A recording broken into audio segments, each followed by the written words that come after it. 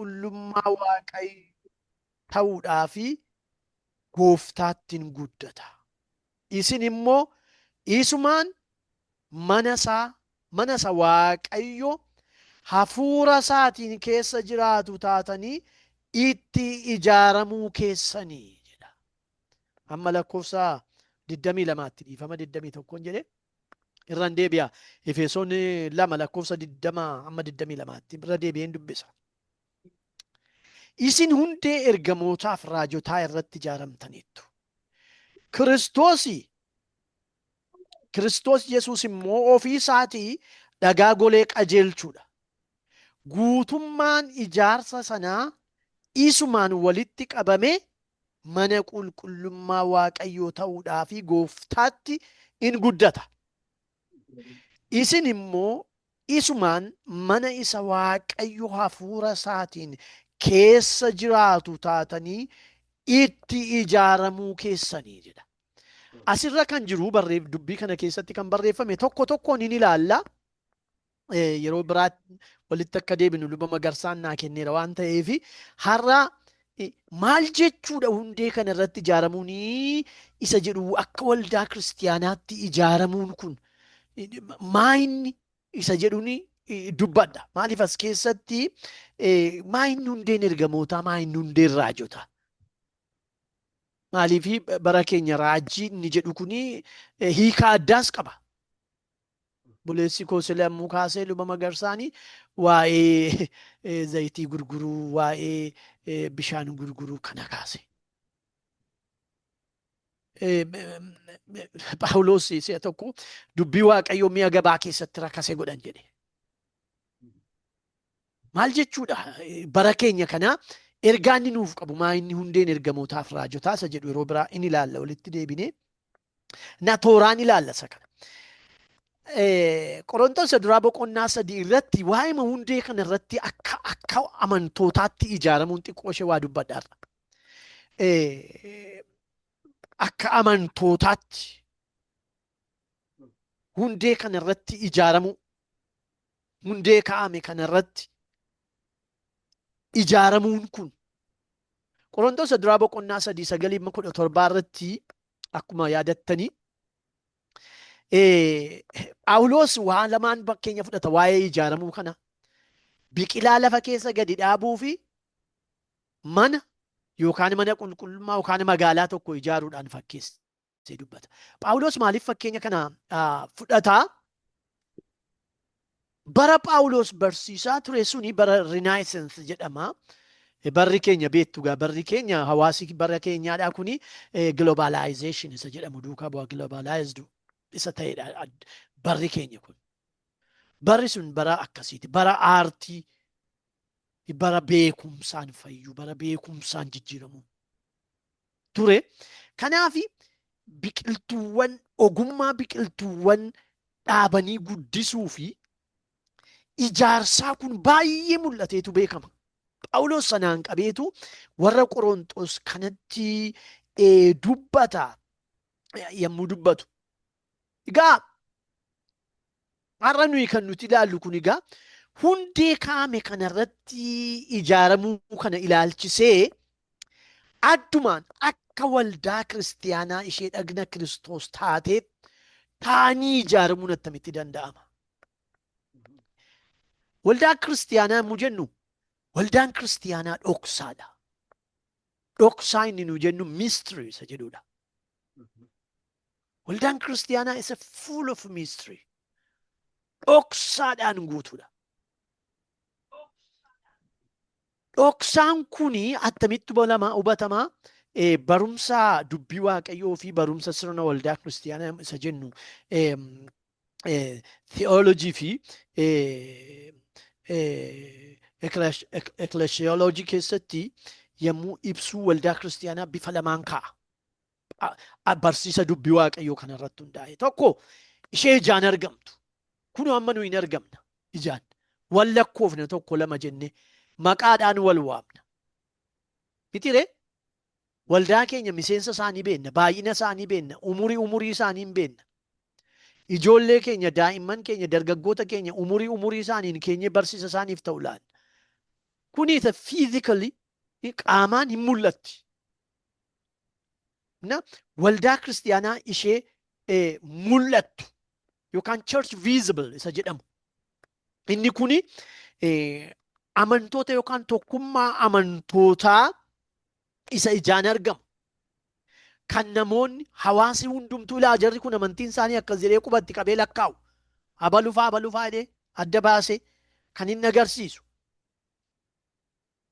Hawaasa amantaa kiristaanaa hordofan ta'anii kan mul'atan.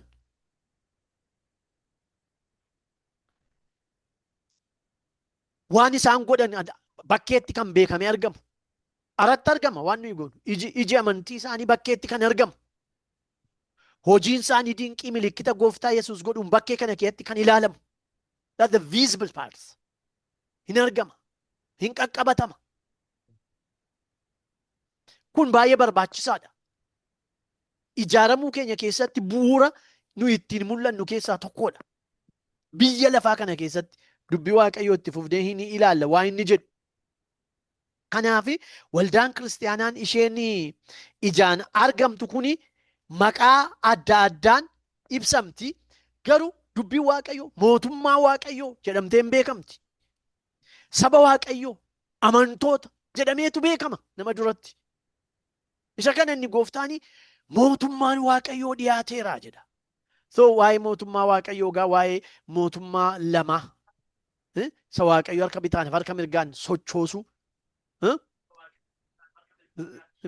yaadanna waa'ee kanaadha. Waaqayyoo biyya lafaa kana keessatti harka isaa bitaanii in a secular world biyya lafaa kana keessatti hin hojjeta. Waldaan kiristaanaa ishee mul'attuun kuni isheen biyya lafaa keessatti mul'attu kuni harka Waaqayyoo karaa mul'iftu keessaa isa tokkodha. Waldaan kiristaanaa kuni iddoo lachuu jirti mootummaa kana keessatti.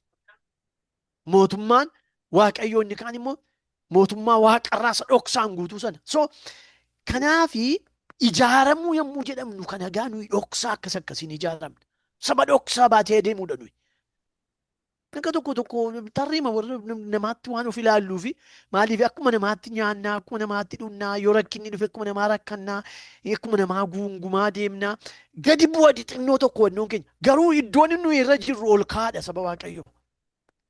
Tulluu Waaqayyoo irra jirra nuti. Nuyi mootummaan keenya mootummaa Waaqayyootiin lafa kana irratti mul'atu.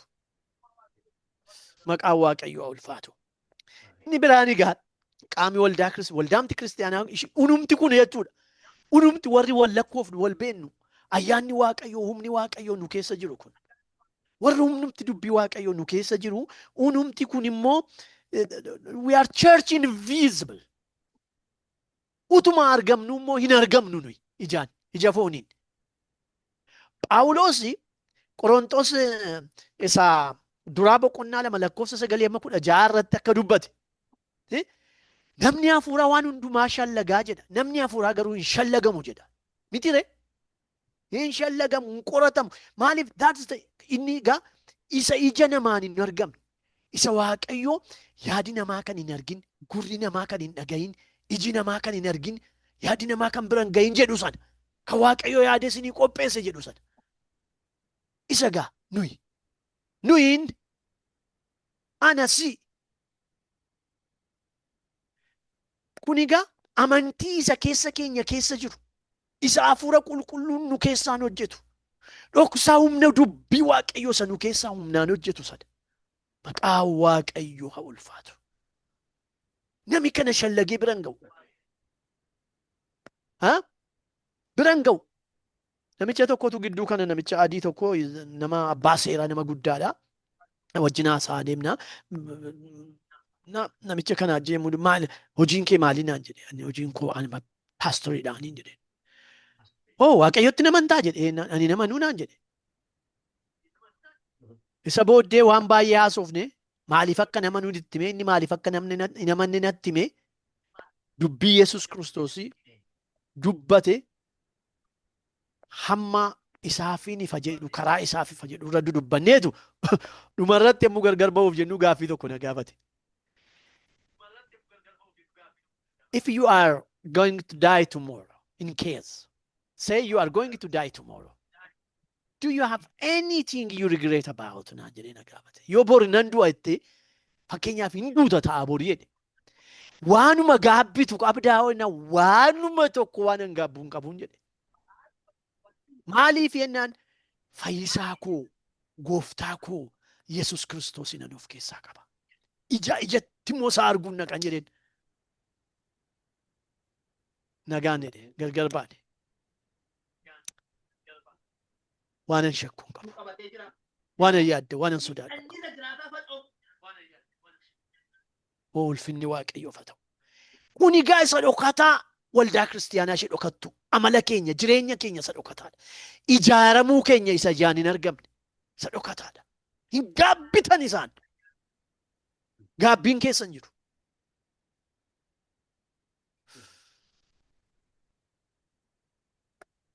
Eenyummaa waldaa kiristaanaa inni kun egaa tokkummaa qulqullootaa fi warra Kiristoositti amananii fo'aman warra kan Kiristoos ta'an.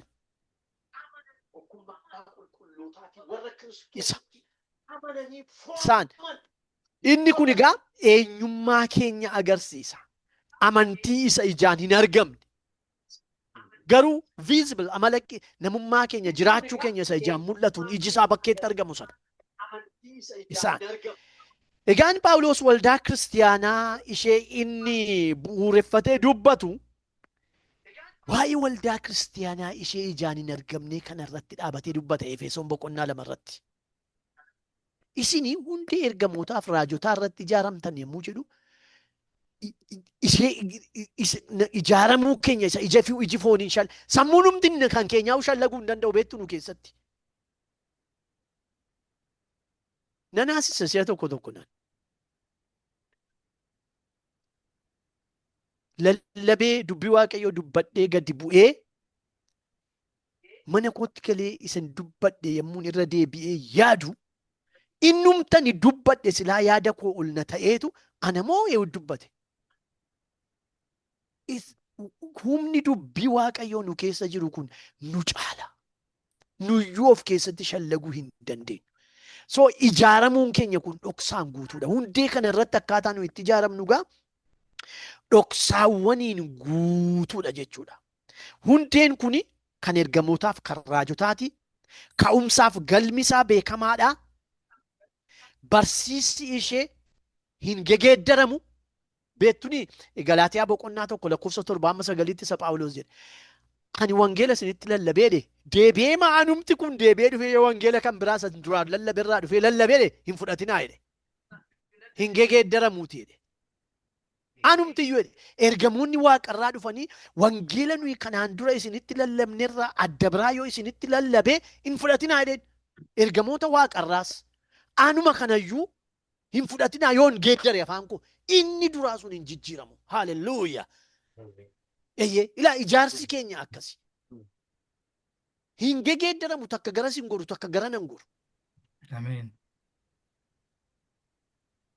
Kanaaf dhoksaadhaan guutuudha ijaarsi kun. Nama hin gaabbisiisu.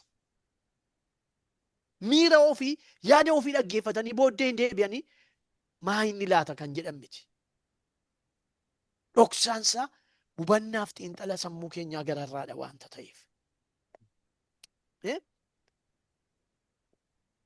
Kanarraa kan hubannu maal hundeen kun immoo Kiristoos Yesuus dhagaa golee qajeelchu. Ameen. Waa'een Yesuus Kiristoos kun yeroo hundumaa rakkina guddaadha. Biyya lafaa kana keessatti Miles Monroe nami jedhamu tokko biyya lafaa kana keessatti the most misunderstood person in the world jedhe Yesuus Kiristoosin. Taasuma namni sirriitti kan hin hubanne Yesuus Kiristoos jedheen. Yesuus Kiristoos kun har'a bara keenya kana biyya lafaa kana keessatti hin hubatamu, hin beekamu. Maaliif? Dhugaadha. Dhugaan immoo ragaan barbaadu. Dhugaan dhugaadha. Ameen. Hundee nuyi irratti ijaaramnu kun namni naa hubatattanii rakkachuu isaan naqina. Dorgommee nama ajjinii falaasama biyya lafaa kana ajjinii dhaquu isaan naqina. Dubbichi amantiidhaan ijaarama. Dubbichi amantiidhaan irratti guddatama. Dubbichi amantiidhaan keessa jiraatama. Amantii koo namni naafa beekuu, dibata koo namni naafa beekuu isaan rakkatinaa isin. Biyya lafaa kana keessatti Yesus Kiristoosii amala biyya lafaa kanaatiin hin hubatamu. Shallagaa fi qorannoo biyya lafaa kanaan biran ga'amu Yesus. Inni karaadha. Inni jireenya, inni dhugaadha. Ameen. Kun immoo namaaf qoosaatti hin galu. Hundeen Ameen. ijaarsa keetii dhoksaan guutuudha. Ameen. Isa kanatti hundeen kun jedheetu dubbata gaa Phaawulos kana agarsiisa. Kanaafi hundeen kanarratti ijaaramuun immoo waldaa kiristiyaanaa ishee ijaan hin argamne taanee ijaaramuun. Waldaa kiristiyaanaa ishee ijaan argamtu dhugumaan ulfina Kiristoos ittiin mul'isuudhaan. Ishee ijaan hin argamne taanee ijaaramne qaama waldaa ishee ijaan argamtu sanaan immoo ulfina Kiristoos mul'isuudha. Labsuudha. Agarsiisuudha. Jiraachuudha. Ijaaramuun kun. Mootummaa Waaqayyoo taanee mul'achuudha. Ameen. Mootummaa Waaqayyoo taanee mul'achuudha. Maqaan Waaqayyoo ulfaatu. Hundeen kaa'ame kun immoo hojii harka namaa miti. Kana egaa inni dhoksaan guutuu isa godhu. Hundee baay'ee kaa'ama. Saayinsiin hundee baay'ee namaa kaa'a kan namirra dhaabatee qorannoo geggeessu. Albert Einstein hundee baay'ee kaa'ee deeme. Dhiyoo kana wannoo tokkoon dubbisan ture. Albert Einstein utuu du'ee dhufee ka'ee har'a ilaalee jedhaan tokkotu. Niwukileer boombii uumame kanaaf hammam gaabbalaataa. Inni niwukileer yommuu hojjete humna ibsaarraa argamuuf hojjete.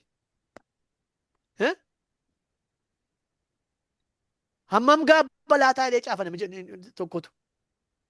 Ani immoo ittuu iyyuutti dabalee waa uuminaa jedheen shakka. Ani hin beeku gaa.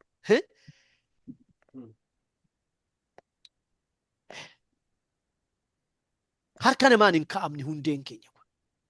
Ofiisaa of kaa'e. Yesus Kiristoos kun ofiisaa of kaa'e. Attamitti Filiphisiis boqonnaa 2 irratti akka ibsametti. Utuu Waaqayyo ta'ee jiru gad of deebisee bifa namaa uffatee hamma du'aatti isayyuu hamma fannoo irratti du'uutti gadi of deebisee bu'uura godhee of kaa'e. Yommuu of kaa'u kana immoo hundee du'aa arfii du'aa caccabsee diige. Isa humna du'aa qabu seexanicha Ibroota irratti akka dubbatu foon uffatee obboloota isaa keessaa akka isa tokko ta'uun mul'achuudhaani. Isa humna du'aa qabu seexanicha golgoleesseetu nu warra sodaa du'aa jala jirru birmaduu nu baaseetu asirratti ijaaramtu jedhee. Ameen. Hundeen keenya kun egaa kanaafiti biyya lafaan hin shallaqne. Tarsiimoo biyya lafaa kanaan hin hojjetamu. Ijaarsi keenya kun. Maaliif isa divine. God given divine. Malee waan lafarraa kanaan miti.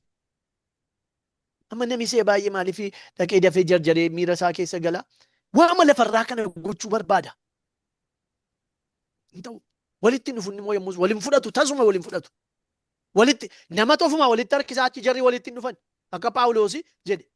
Qorontos 2 boqonnaa 6 miti. Seexanaa fi Kiristoos maal walitti qabu jedhe. Tasuma walitti siqan. Miira namaatti fakkaata maleessa. So hundeen keenya kun harka namaan hin ijaaramne ofiin kaa'ame hundee kanarratti ijaaramuun egaa dhoksaan guutuudha. Isa kanarratti egaa har'a xiqqoo kan nuti dubbannu jechuudha. Hundee irratti ijaaramnu kana sirriitti beekuudha. Hundee keenya kana beekuu. Roomee boqonnaa 1:9 irratti waa'ee jara gaalamoota tokkoo caafeetu Phaawulos. Akkas jecha kana jedheen fudhadhe ciqiyaa. Waa'ee Waaqayyootii fi beekuun kan isaaniif danda'amu isaaniifis hubatamaadha jedha. Look. Waa'ee Waaqayyoo beekuun kan isaaniif ta'u hubatamaadha. Jira kunoo lafa. Warri theologically yommuu baratanii muteenya barane nuu gala. Uumama kanarraa isa mul'atu hojii harka Waaqayyoo. jiraachuu Waaqayyo, argamuu Waaqayyo beekamaa dhala kanaatti. Beekamaadha. Namicha sila isiniin jedhutu ani gaa Waaqayyoolitti nama naan jedhe. Eessa isaa Waaqayyooliin immoo naani bakka Waaqayyooliidha. Ani lafa isaan ta'an hin beeku. Hafuura ani isaanitti nama naa jedhe. Baay'ee gaariidha Waaqayyoolii. Horatti Waaqayyoolii jettu kuni hin dubbatu naan maaliin godha dubbachuu isaanii naan jedhe. Maata itti beektaree hin jedhe. Kan koo Waaqayyo koo garuu nattaasa'an jedhe. Kanaaf maaliin beektamoodha naani? Nature shows me. Uumamni natti agarsiisa. Wanti ta'e akkasa duuba jiru jedhe. Wanti ta'e sun Waaqayyoodhaaf maan gowwominiin jedhe. Kana gochuu kan danda'u Waaqayyo isa tokkicha duwwaadha. Qalbiin kee sitti maa jira? Situ yaada keetiin jalaa dida malee jedhe. Eeyyee beekuun kan isaaniif ta'u jedha. Waa'ee Waaqayyo. Ila kanas Waaqayyo ofiisaa isaanitti hubachiiseera jedha. Isaan garuu fudhanne itti fufaa dubbisaa isin Roomee boqonnaa 12. Qorontos duraa 2:2 irratti akkas jedha. Hamman isin bira turettis Yesus Kiristoos isa fannifame sana duwwaa beekuu koo akkan mul'isuuf murtoo godheen ture ani. Yesus Kiristoos gooftaa koo duwwaa beekuu koo.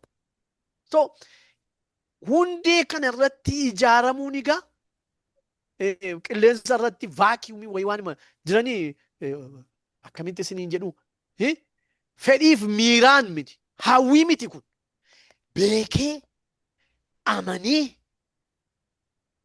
fudhadhee kanan keessatti ijaaramedha.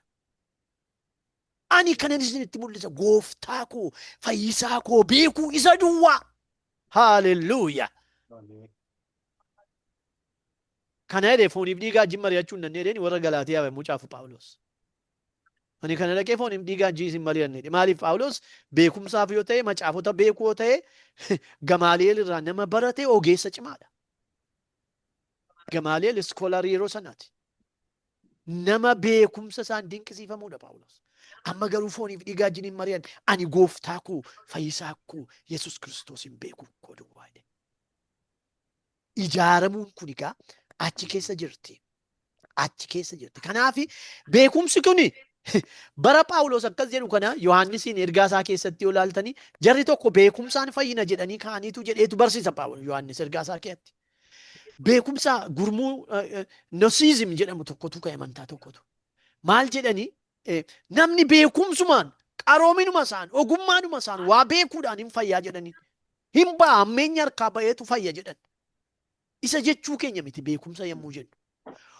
Amantiidhaan gooftaa keenya fayyisaa keenya Yesus Kiristoos isa nuu mul'ate sana beekuudha. Malee beekumsa afchaalummaa namaa isa jechuu miti. Isa jechuu miti. Kiristoos gooftaa keenya Waaqayyoon beekuun kuni warra hundee jiraataa sanarratti ijaaraman qofaaf immoo danda'ama. Isa beekuu keenyaan ijaaramna nuti jechuudha. Qorontos 2:14 irratti 2:14 irratti akkas jedha Phaawulos Qorontos 2:14. Waaqayyo isa yeroo hundumaa karaa Kiristoos akka warra mo'ee duulaa galuutti nu adeemsisuuf Kiristoosiin beekuus akka foolii urgaa'uutti harka keenyaan iddoo hundumaan isa ga'uuf galanna ta'u. Argitanii Kiristoosiin beekuu akka foolii urgaa'uutti harka keenyaan iddoo hundumaan ga'a jedha. Ilaas irratti ga'a. Amala waldaa kiristaanaa ishee mul'annee keessaan ijaan hin argamnee keessaanii foolii ulfina Kiristoos nama hundumaa biraan ga'u. Fooliin kun jedha gaa Phaawulos. Warra fayyaniif warra karaa fayyinaa irra jiraniif jireenya warra karaa badiisaa irra jiraniif du'a jedha. Fooliin kuni Kiristoosin beeku ijaaramuun keenya kun ijaaramuun keenya kuni akkasuma miira wayiin miti jechuudha. Beekumsa, amantii. Beekumsi kun immoo isa shallagaa fi tarsiimoo xiinxala lafarraa kanaa utuu hin ta'in amantiidhaan isa guutaman.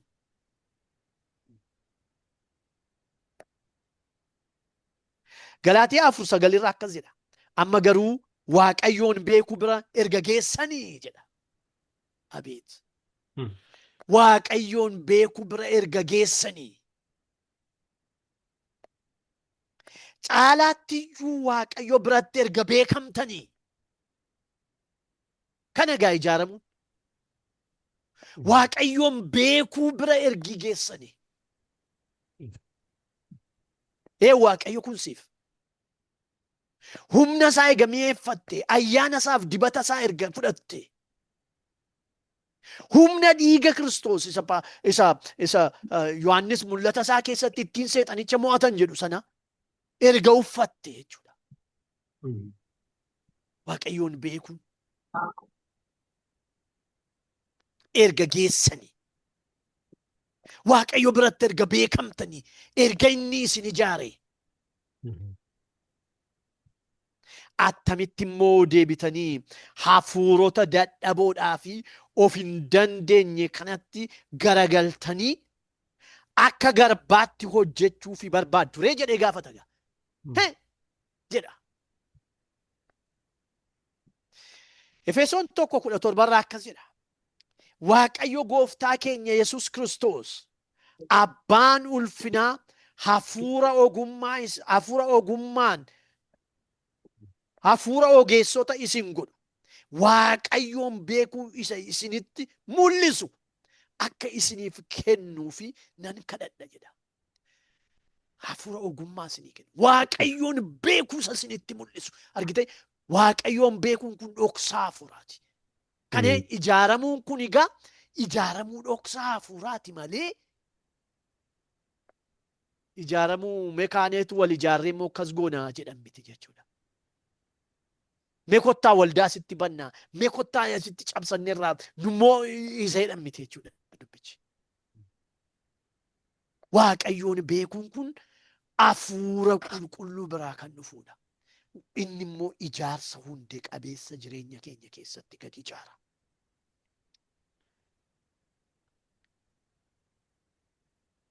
Bu'aa dhagna Kiristoos waldaa kiristiyaanii ta'an, bu'aa dhagna Kiristoos waldaa kiristiyaanaa ta'anii ijaaramuudha jechuudha. Iddoo sila dubbifanne Efesoon irratti akkas jedha.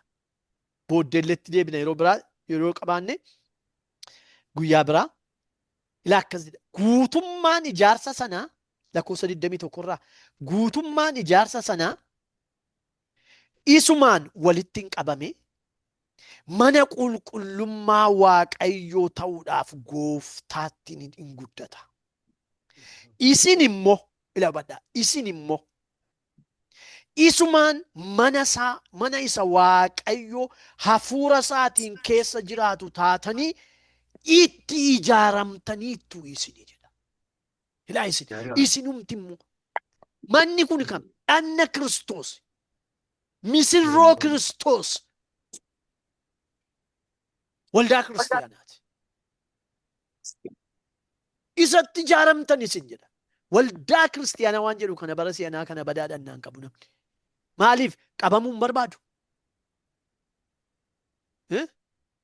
Bara si'anaa namni ifama naa godhaa dubbiin koo kun yoo ulfaate ani umuriin koo gara maanguddootti darbeera. Namni waa lama badaa gammadaatti hin seenu. Waa xiinxala koo irraa immoo ilaalu. Oosaatti sitti hin seenu. Dubbichi garuu amantiidhaan itti seena malachuunsa. Waldaa kiristiyaanaatti qabamanii jiraachuu fi gaa'ilatti qabamanii jiraachuu. Badaa fiigeetti hin seenu. Buleessi koo taarraqaan kana irratti baay'ee barsiisa. Nan jaalladha barsiisaa yommuu inni barsiisu gaa'ila irratti fa'a. Ittiin seenu. Akkas itti barreessites baay'een jaalladha. Waaqayyo si haa eebbisu nama Waaqayyo. Maaliifi lachuunsa nama qaba. Nama bulcha. Gadhiisii nama hin godhu. Yoo ijaaramuu barbaaddan garuu waldaa kiristiyaanaa dhagna Kiristoos taate keessatti ijaaramuudha. Hin tikfamtu tiksee godhattu achitti. Sabi tiksee godhata. hooggansa godhata. Misirroo Kiristoos keessatti dhannataa. Bu'aa dhanna Kiristoos nu jedhanii Phaawulos hin dubbanna booddee isatti hin dhufna. Kanaafi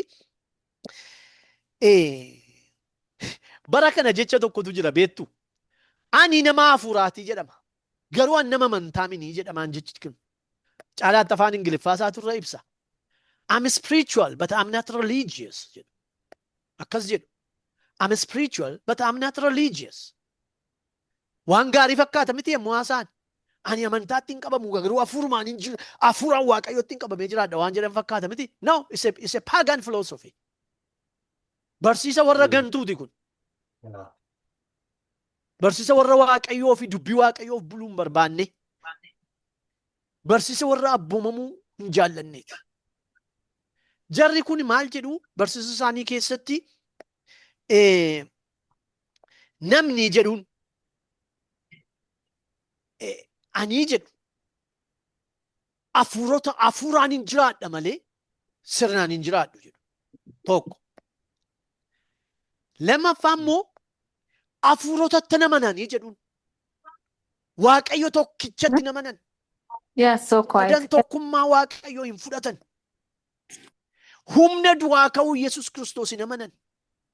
Kiristoos isa foon uffatee dhalate. Isa Yohaannis hafuurri inni Kiristoos akka fooniin dhufe hin fudhannee hafuura Waaqayyoo hin jedhu sana. Barsiisa isaanii tooraan duukaa buutan yoo hordoftan irra keessa damma fakkaata keessi isaa summiidha. Ulfina Waaqayyoon ulfina kan dhowwatu dubbii Waaqayyoo iddoo kan dhowwatu falaasama namaa kan ijaaru. Keessumaa wannoon beektu gaa globalizationin tarsiimoon isaa maa inni xiqqoo soosiyooloojii waan hin baradheef nan yaada. Maa inni tarsiimoon isaa biyya lafaa irratti siyaasa tokko, dinagdee tokko, amantaa tokko uumuudha. Ka'umsi ishee achi. An nama hafuuraati. Nama amantaa min inni jedhu. Denominationii garaa garaatti hin qabamu akka jechuu fakkaata. No. Garuu ijoonsaa falaasama namaati. Ogummaa namaati. Yaada namaati. Akka yaada namaatti yaaduudha kun. Akka falaasama namaatti ilaaluudha kun amantaa.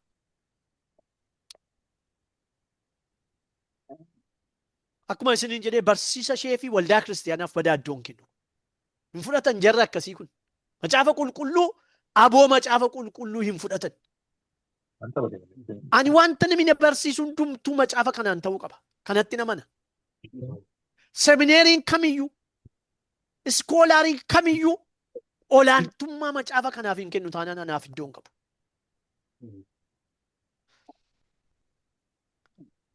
Kanaaf akka ilaalcha jara kanaatti ani nama hafuuraatii, nama amantaa minii warra jedhanii kanaatti hafuura waaqayyoolii baay'eetu jira.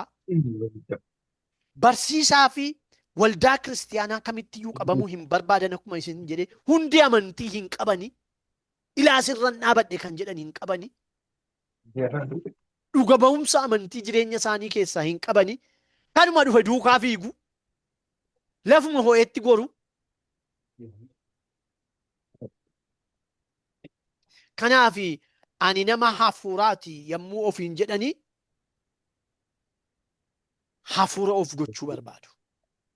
Asirratti hubachuun kan nuuf ta'u nama amantaa religious isa jedhu kana ta'uuni sirnaa fi barmaatileedha. Amantaan jira. Sociologically yommuu ibsamu nuyi amantaa keessaa tokko kiristiyaanonni. Musliimni amantaa tokko. It's a religion. Na religious society tokkodha nuyi. Jira jechi kun. Garuu nuyi attamitti hubachuu qabna. Ijaaramuu keenya keessatti akkaataa nuyi itti hubannu akkas ta'uu qaba. Innis nuyi nama amantiiti. Malee nama amantaa miti. Nuyi warra amantiidhaan jiraatan. Warra amantiidhaan ba'anii galan. Phaawulos nan amane kanaafan dubbadhaa jedha. Nuyi nama amantiiti. Amantaan dubbii Waaqayyoo fi abboomamuu of keessaa hin qabne akka waaqa tolfamaati beektu. Amantaan dubbii waaqayyoof kan hin abboomamne. Fakkeenya tokko isinii kenna macaafa qulqulluurraa. Saa'ol mooticha. Saa'ol nama harree barbaadu dibe waaqayyo. Kara deema harree barbaadu tokko dibe. Mootii taasise. Raajii dubbate. Dhoksaan ogummaa waaqayyoo isaa ife. Garuu iddoo tokko ga'eetu amantii dhiisee amantaatti geeddare. Saamu'eeliin eeguu dadhabee aarsaa godhe. Isa iyyuu warra waaqayyoo balleessi jedhee qabeenyaa godhe hambise. Dhugumaan waaqayyoo dubbisaa dhaga'anii abboomamuutti akka gammadu aarsaatti gammada sitti fakkaate jedhe. Ilaa sirnaan amantaa babbareechachuutti hin gammadu waaqayyo. Isaafoo saaduqootaaf faarisoota barsiisota seeraa lubootaaf hangafooti lubootaa Yesuus wajjin walii galuu hin dandeenye. Uffannaa miidhagfatanii haasaa miidhagfatanii macaafota qoratanii abbaa seeraa ta'anii macaafotaaf humna waaqayyoo waan nu hubanneef irraa kaattolee lafatti gannaqee bira darbe. Kanaaf amantaan dubbii waaqayyoof amantiidhaan hin abboomamne waaqa tolfamaa ta'a. Ijaaramuu keenya keessatti amantaaf hin ijaaramina. Amantiidhaan ijaaramuudha. Dubbii waaqayyootti amanuun, humna du'aa ka'uu Kiristoositti amanuun, ayyaana waaqayyoo isa hafuura qulqulluun kennutti amanuun, abboomamuudhaan buluudhaan ijaaramuudha. Kanaaf waldaa kiristiyaanaatti qabamuu yemmuu amantaa utuu hin ta'in qaama Kiristoos, dhanna Kiristoos keessatti ijaaramuudha. Kanaaf akka godoo maqaan nama nan dhiisayyuudha. Akkuma godoo asittis bixxiluun nama hin dhibu. Kiristoos irratti ijaaramanii nama ijaaruun garuu kan biraadha. Kanaaf yeroo hundumaa Kiristoos keessatti ijaaramu, dhagaa golee qajeelchu kana irratti ijaaramu, hundee jiraataa kana irratti ijaaramuudha. Warri amantii isa tokkicha Kiristoos gooftaa keenyaan kennametti qabamanii jiraatan immoo maal ta'u?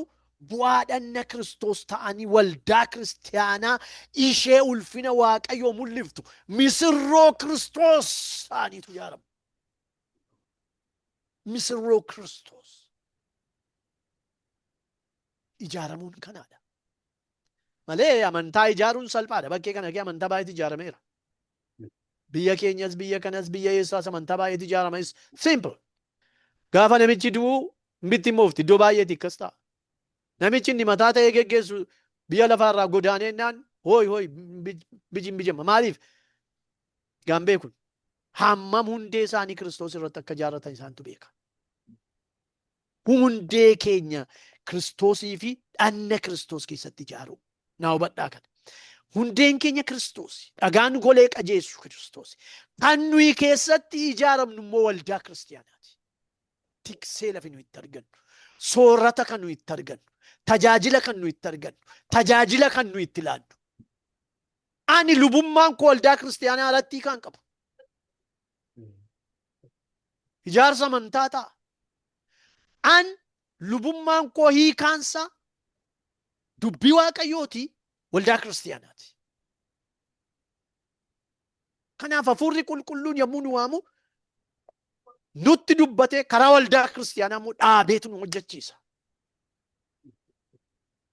Ragaa maalii qabdaa naan jedhe namichi an sila isiniin jedhe.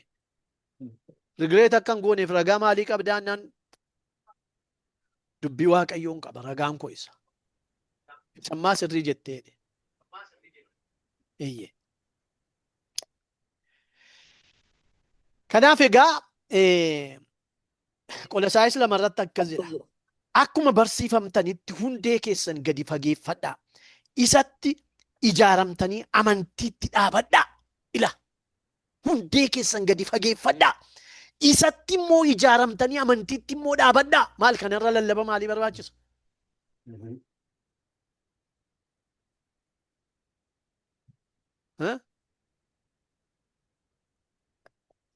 Galata guutee irra dhangala'u yommus dhiyeessuu dandeessu.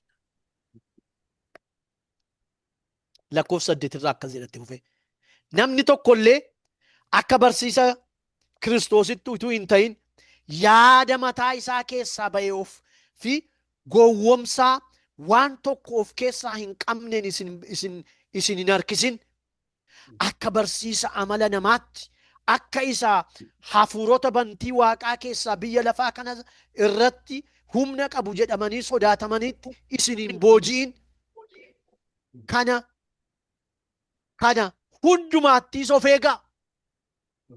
Ifaadha miti ree dubbichi. Ifaadha, ifa galaadha. Ijaaramuun keenya kun egaa akkas jechuudha. Kana adda baafachuudha. Hundee irratti ijaaramnu. Mana keessatti ijaaramnu beekuudha. Maarqos irratti akkas jedhe gooftaan. Maatiyos 16:18 irratti akkas jedhe. Anis sittan himaa akkuma Phexros jechuun dhagaa jechuu ta'e ati dhagaadha. Anis dhagaa hin sochoone kanarratti waldaa koo nan ijaara jedhe. Look, Efreemin nan ijaara, Magarsaan ijaara, Tarraqaan ijaara, Baruun ijaaran jedhe. Waldaa koon ijaaraa jedhe. So waldaa taanee ijaaramuudha jechuudha. Dhanna Kiristoos. Isa amantaa miti. Amantaa koo baay'eedha. Dhanna Kiristoos taanee ijaaramu. Bu'aa dhanna Kiristoos Phaawulos Qorontos 14 keessatti dubbatu. Taanee ijaaramu. Waldaa koon ijaara jedhe. Waldaa kana immoo akkuma isin asirratti argitanii gooftummaan du'aas matumaa waldicha irratti humna hin godhatu jedhe. Achitti gaa humni keenya. Kiristoos isa dhagaa jiraataa ta'e hundee keenya irratti ijaaramne dhanna Kiristoos waldaasaa isa Kiristoos dhiiga isaan bitate Phaawulos hojii ergamootaa 20 irratti dubbatu sana dhiiga Kiristoosiin warra bitame keessatti mudhanne dhanna sana keessaa tokko taanee ijaaramnu. Bu'aa dhanna tokko taanee ijaaramnu gaa. Mootummaan du'aa nu hin danda'u inni gararraatti Phaawulos warra Qolaasaayisiin jedhe sun hafuurri inni gowwoomsu barsiisi warra gowwoomsituu nu hin danda'u. Lallabi warra soobduu nu hin danda'u yommus. Maaliif tiksee qabna? Hundees qabnaa, tiksees qabna. Qaama keessa jirru qabna. Hisqeel irratti yoon isin geessa hafuuraan xiqqoo ishee akkasiin kana hubattaniif. Hisqeel gadi bu'eetu hafuuraanii dachaan lafee bittimmaa'e keessa dhaqee seene. Hafuuraan.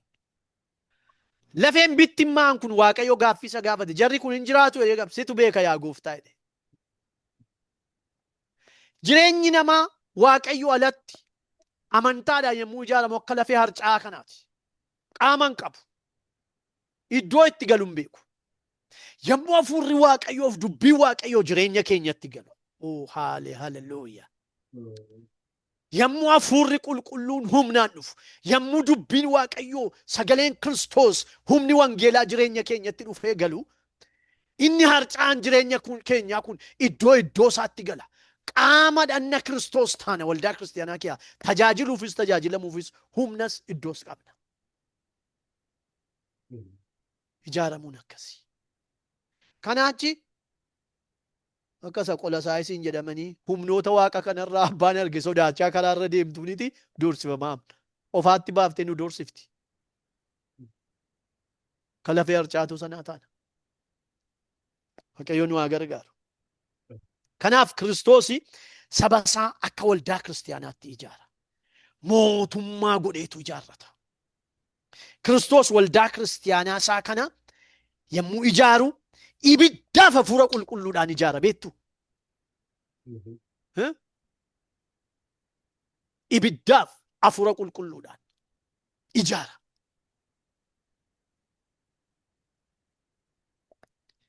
Ibiddi mallattoo qulqulleessuuti. Warqee akka inni itti qulqullaa'u hin bilcheessa. Ibiddi kun in mi'eessa. Kana hundumaa macaafa qulqulluutu jira. Booddee dubbisuu dandeessu. Boocaaf bifa isaa qaqqajeelcha.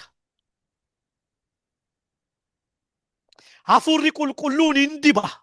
Bifatti godha. Humna hidhachiisa. Waaqayyoodhaan.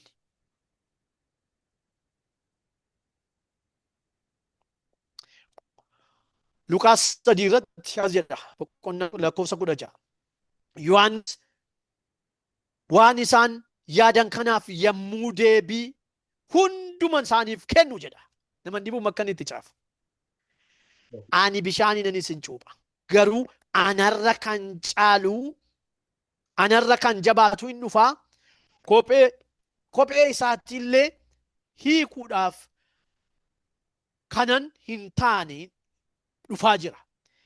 Inni hafuura qulqulluudhaaf ibiddaan isin cuuphaa jedha. Yesus waldaasaa kan ijaaru ibidda hafuura qulqulluudhaan. Ibiddaan. Boqonnaa 9 lakkoofsa 49 irraa akkas jedha. Hundumtuu ibiddaan hin mi'aa'a jedhe gooftaa Yesus. Hundumtuu ibiddaan mi'aa'a. Ibiddi kun egaa baay'ee nu barbaachisa. Ijaaramuu keenya. Ibidda kanaan qoree ilaalee addaan baasuun hundeesaa isa ta'e dhagaa jiraataa kanarratti qaama jiraataa godheetu ijaara waldaasaa Kiristoos. Anaaf siin. Qaama jiraataa godhee ijaara. Mana qulqullummaa Waaqayyoo godhee, bakka buufata hafuura qulqulluu godhee, karaa harkisaa hojjetu godheetu ijaara. Manni yommuu ijaaramu wannootu dhaabatamini utubaa dhaabata. Utubaa mukaa miti amma utubaan dhaabatu. Sibiilaan dhaabata.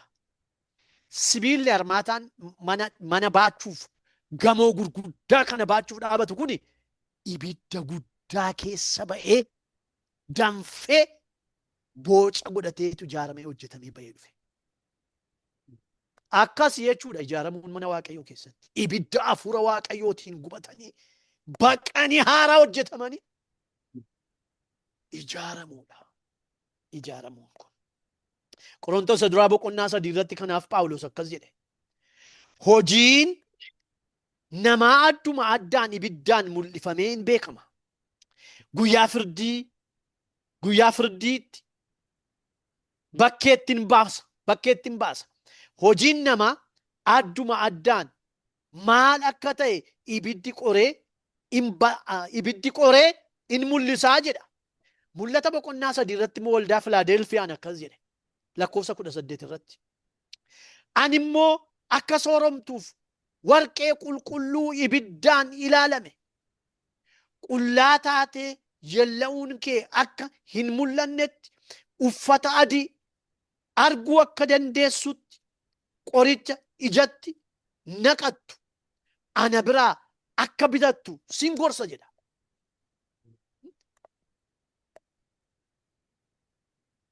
Warqee qulqulluu ibiddaan ilaalame taate waldaa kiristaanaa Filaadelfiyaan jedha kana. Ijaaramuun kun abiddaani.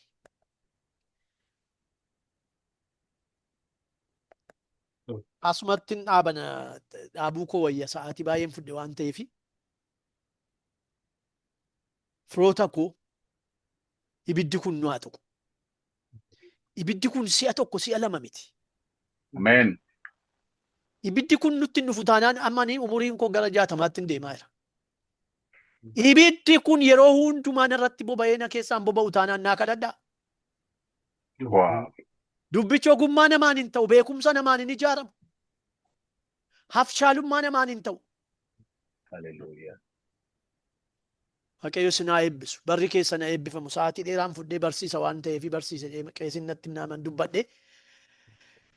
Asumatti naabaa yeroo biraa walitti deebinaa luba Magarsaa fi obboleessa koo Taarraqaa wajjin haasofnee luba Taarraqa.